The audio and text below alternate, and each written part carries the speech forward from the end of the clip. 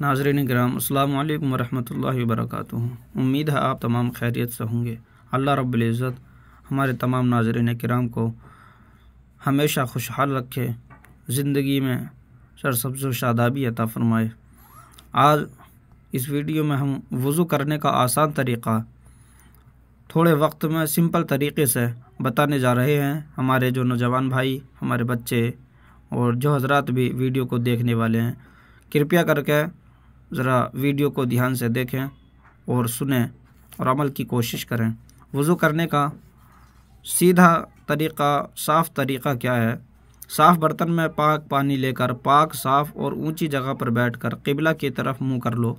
फिर बिस्मिल्लाह पढ़ो और 3 बार घुटनों तक दोनों हाथ धो। फिर 3 बार कुल्ली करो, मिसवाक करो।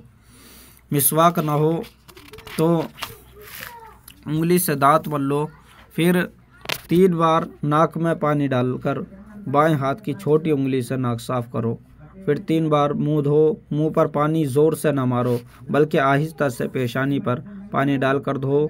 पेशानी के बालों से ठोड़ी के नीचे तक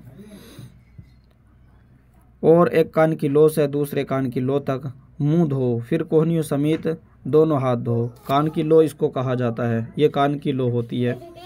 पूरा चेहरा धो।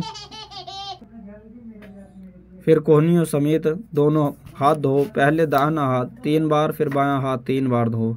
फिर नया पानी लेकर सर का मसा करो। फिर कानों का मसा करो। फिर गर्दन का मसा करो। मसा सिर्फ एक मरतबा करो।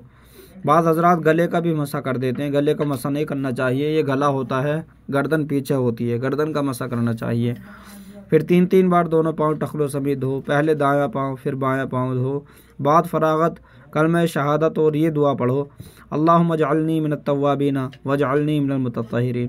यानी ए अल्लाह, तुम मुझे तौबा करने वालों में से बना और तुम मुझे साफ़ सुथरा रहने वालों में से बना।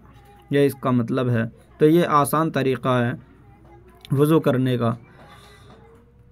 अल्लाह रब्बुल इज़्ज़त हमारे तमाम नाज़रीन किराम को और हमको मसाइल शरइया सीखने, सिखाने और अमल करने की तौफ़ीक़ अता फ़रमाए। अस्सलामु अलैकुम वरहमतुल्लाहि वबरकातुहू।